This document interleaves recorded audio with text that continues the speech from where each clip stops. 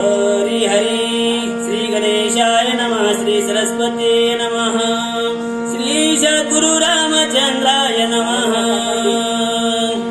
आते तिखट दाडाचारी मुख समान पर्वत धरे खापरायचा काळा शरीरे मुखे चारे समसमिता वक्रतुंड महाकाय सूर्यकोटि समप्रभ निर्विघ्नं कुरु मे देवो सर्वकार्येषु सर्वदा। देवा तूच गणेशो सकलार्थमति प्रकाशो मणे निवृत्तिदासो अवधारी जोजे।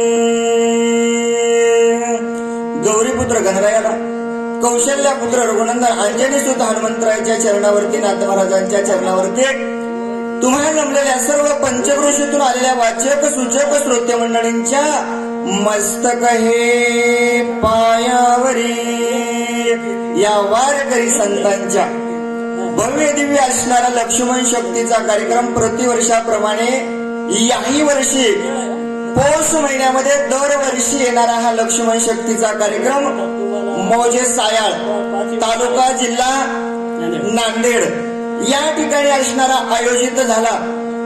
आणि पाहिलं महाराज आल्याच्या नंतर जेवल्यावर पोट कोटय भरतय महाराज, पण सभामंडप पाहिला, जनसमुदाय पाहिला, गावातील महिला मंडळी पुरुष मंडळी पाहिले।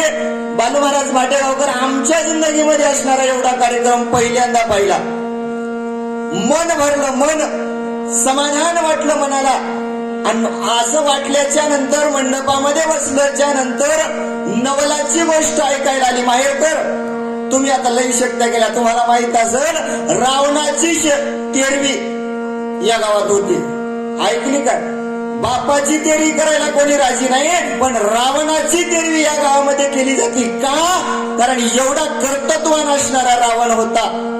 रावणा इतका संसार दुसऱ्याचा मोठा नव्हता, रावणा इतकं धनसंपत्ती नव्हती, रावणा इतकं ज्ञान नव्हतं।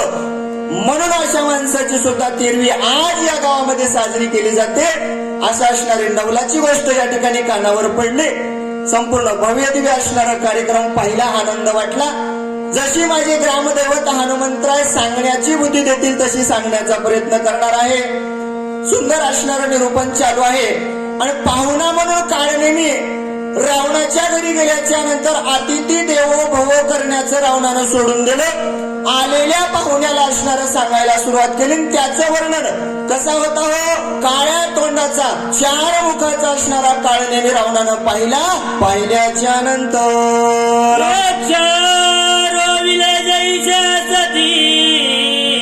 तैसे हात पाय दिसते गोड गुळवाली शरीराकृते एकता भीती यमकाळालाही भीती वाटावी असं असणार काळनेमीचं शरीर। ताडाचं झाड असावे, उंच उंच असणारे वृक्ष असावे, असं असणारे त्याचे हातपाय होते। आणि रूपवान काय त्याचं रूपाचं वर्णन करावं? तुम्ही आम्ही भीती वाटेल याच्यात नवल नाही, काळालाही भीती वाटेल असा असणारा काळनेमी रावणाच्या पुढाला आल्याच्या नंतर भयानक शरीर त्या प्रातिदश शिरा वाजावली सत्वर पर्वतेंद्र ठाकावा। अति व्यासूर असणार त्या काळनेमीचं शरीर आणि तो असणारा 10 तोंडाच्या घरी पाहुणा आलाय, 4 तोंडाचा काळनेमी। आणि त्याला रावणानं विनंती सुरुवात केली, बाबा जाय, हनुमंतराय गेलेला आहे, त्या पर्वतावरती जाऊन एवढं तुला कारस्थान करायचं आहे। कशासाठी? कारण एकदा का हनुमंतराय कार्यासाठी गेला ना माघारी वापस येत नाही। विश्वास दुश्मनाला असावा, विश्वास रावणाला होता हनुमंतरायावरती। म्हणून काळनेमीच्या पुढे शरणागती पत्कारली। पत्कारल्यानंतर समुद्र दीप समग्र लंगोणी क्षीर समुद्र पर्वतेंद्र ठाकावा. कारण ऐक बाबा, तुला लवकर जायचं आहे. दह्या दुधाचा मिठाचा लवणाद्री पाण्याचा असे असणारे 7 समुद्र पार करून लवकरात लवकर तुला जायचंय का?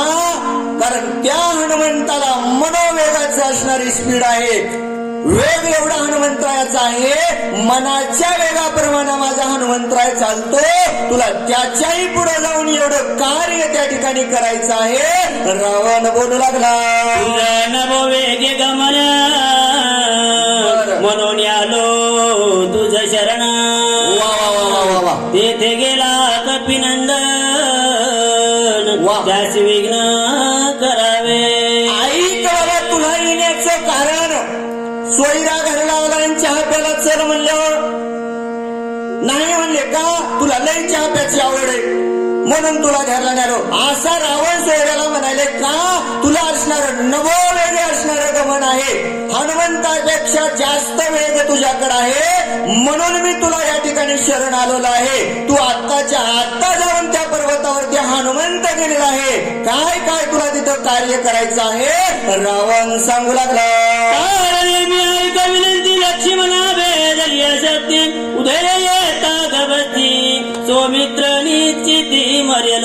कशासाठी जायचंय? ऐक बाबा, कारण मी लक्ष्मणाला असणारा शक्तीचा भेद झालेला आहे. हल्ली नाही म्हणला अजून मी. भेद असणारा लक्ष्मणजीला झालेला आहे आणि सूर्याचा उदय आल्याच्या नंतर लक्ष्मण उठतोय. मग त्याच्यासाठी असणारं तुला सूर्योदय होण्याच्या अगोदर हे कार्य पूर्ण करण्यासाठी हनुमंतराय गेलेला आहे अशी माहिती रावण देऊ लागला. याला की वायू नंदना करोनीच वेग उडाना. वा वा वा वा वा वा. दिव्याौषधी आणून मग सोय लक्ष्मण उठविल. या लागी असणारा हनुमंतराय गेलाय बाबा, गेलाय ना जाईल. रात्र आहे तोपर्यंत औषधी घेऊन येईल, लक्ष्मणाला उठवल्याशिवाय राहणार नाही म्हणून रावण शरणांगती काळनिमीची घातली, विनंती करू लागला. औषधी समती वाचवा वयानी चिती प्रतिज्ञा मारुती करून गेला. ऐक बाबा, प्रतिज्ञा मारुतीने केली, कोणाची प्रतिज्ञा असणारी पूर्ण होत नाही. पैजेचा बिडा उचलून शाहीस्ते खान आलता, झाली का प्रतिज्ञा पूर्ण? नाही. अहो जाऊ द्या, रावणाची झाली नाही ना. पण दुश्मन असून रावणाला माहित आहे हनुमंतरायाने प्रतिज्ञा केली आहे ना, मग केलेली प्रतिज्ञा पूर्ण करण्याचं सामर्थ्य त्या हनुमंतरायामध्ये आहे. कारण मी तो हनुमंतराय रामाच्या समोर प्रतिज्ञा करून निघालाय आणि प्रतिज्ञा पूर्ण केल्याशिवाय माघारी सरकत नाही म्हणून तू असणार जाऊन हे कार्य करावं विनंती करू लागले. औषधी आणून आताची उठेल लक्ष्मण मग त्याशी झुंजेल कोण. राम लक्ष्मण आतुर बळे. बाबा, हनुमंतराय गेलेला आहे, आताच्या आता जाईल, आताच्या आता औषधी घेऊन येईल. वैद्यराज सुषेणजी लक्ष्मणाला उठवतील.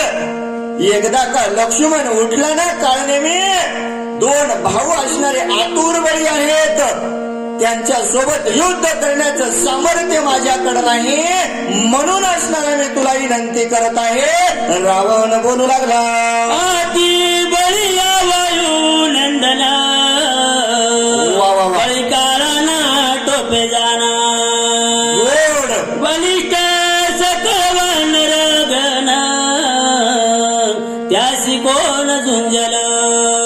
अतिवय असणारा हा वायुनंदन आहे बाबा, त्याच्या बळाचं काय सामर्थ्य सांगावं. एवढं बल या हनुमंताकडे आहे आणि आधीची आतुरबळी 2 आणि त्यामध्ये असणाऱ्या या वानरांचं सहकार्य त्यांना. मग हनुमंतरायासारखं वानरगण हे सर्वत्र जरी एकत्र आले, यांच्या संग झुंज करण्याचं सामर्थ्य कोणाकडेच नाही म्हणून रावण त्या ठिकाणी विनंती करू लागला. बडे करुण परमशक्ती करिला उर्मिला पती तव कार्य साधावे हातो हाती उदया गवस्ती न येता. ऐक बाबा, कार्य तुला असणार साधायचंय पण मी काय केले आणि लक्ष्मणाला शक्तिभेद झालेला आहे. कारण जर चांगला विचार जर करून हाणले असते तर लक्ष्मणाला असणारा शक्तीचा भेद झाला नव्हता. कपट मी त्या ठिकाणी केलेला आहे, म्हणून तुला या ठिकाणी मी विनंती करत आहे. रावण बोलू लागला, चंद्रामृत सदा पूर्ण वा. चंद्रांचल मनती मनोन येविता दोनंद्री जन वा वा वा वा वा. नामाभिधान विख्यात नाम विधान इख्यात आहे बाबा. चंद्र अमृतच असणार आहे म्हणून त्याला चंद्रांचर म्हणतात. यरी असणारा तो द्रोणागिरी नावानं पर्वत ओळखला जातो अशी माहिती रावण देऊ लागला. चंद्रामृत अमृत संजीवनी त्यासी म्हणत औषधी आईच्या अनंत पर्वती समस्त भरतती. आणि त्या पर्वतावरती असणाऱ्या अनेक प्रकारच्या औषधी आहेत बाबा. आणि तो पर्वतावरती हनुमंतराय गेलेला आहे. तिथं असणारं चंद्र अमृत रूपाला आलं म्हणून त्या ठिकाणी अमृत संजीवनी नावाची औषधी आहे. त्या ठिकाणी तुला जायचं आहे. रावण बोलू लागला, तेथे गेला कपी नंदन बहु माया करून आपण त्यासी करावे विघ्न सूर्य उदय जवन होय. ऐक बाबा, त्या पर्वतावरती असणारा हनुमंतराय गेलेला आहे.